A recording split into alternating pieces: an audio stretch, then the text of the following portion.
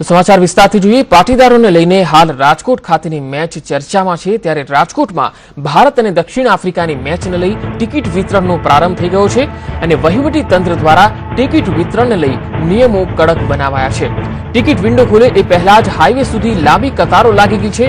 મોડી રાત્રે સમગ્ર રાજ્યમાંથી ક્રિકેટ રસિકો મેદાનની બહાર ટિકિટ ખરીદવા લાઈન લગાવીને બેઠા છે।